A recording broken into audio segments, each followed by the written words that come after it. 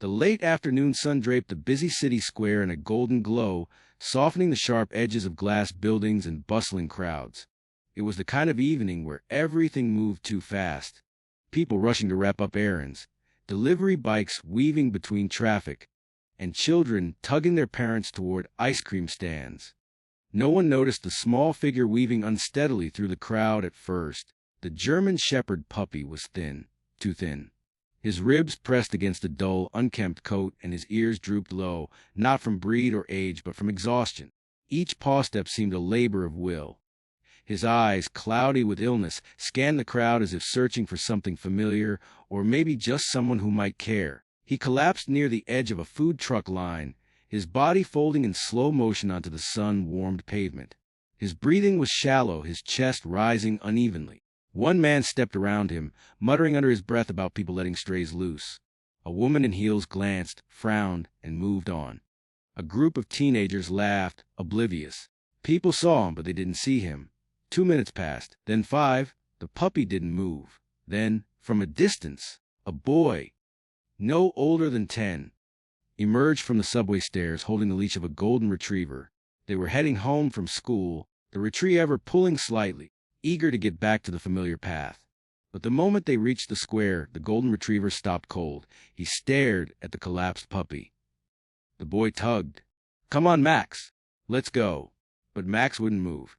Instead, he gave a low whimper, then bolted toward the German Shepherd. The leash snapped out of the boy's hand. "Max! No!" The boy chased him, weaving between people, knocking over street performers' tip bucket, and ignoring the shouts that followed. When he reached Max, the retriever was already lying next to the sick puppy, nudging him with his nose, licking at his ears gently. The boy dropped to his knees. He could see now what no one else had cared to look at. The puppy was shaking, even in the warm sunlight. A thin trickle of saliva clung to the side of his muzzle. His eyes were half-lidded, unfocused.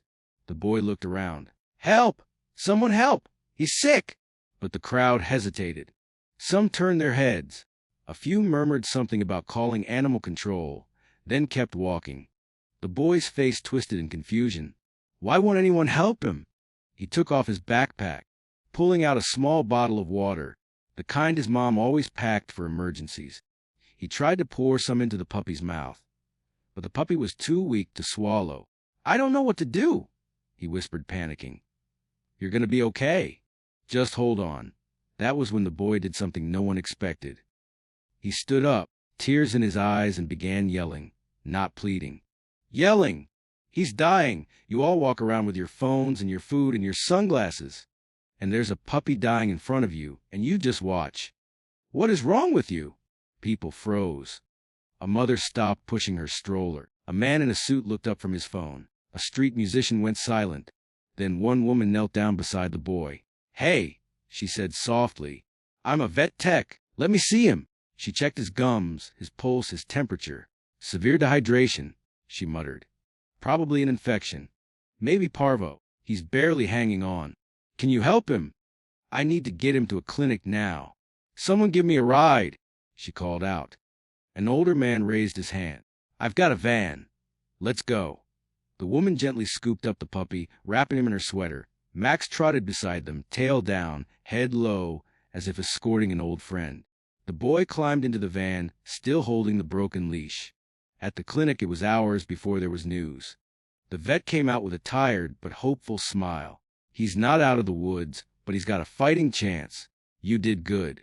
The boy sat beside Max in the waiting room, his fingers buried in golden fur. He looked up. Can I come visit him? When he's better?" The vet nodded. "You might want to ask your parents if you can take him home. He seems to have picked you." And so, the story of a sick puppy who nearly died alone in a crowd became something more. Someone had finally seen him. Not because of pity, not because of guilt, but because a dog named Max refused to walk past another in pain.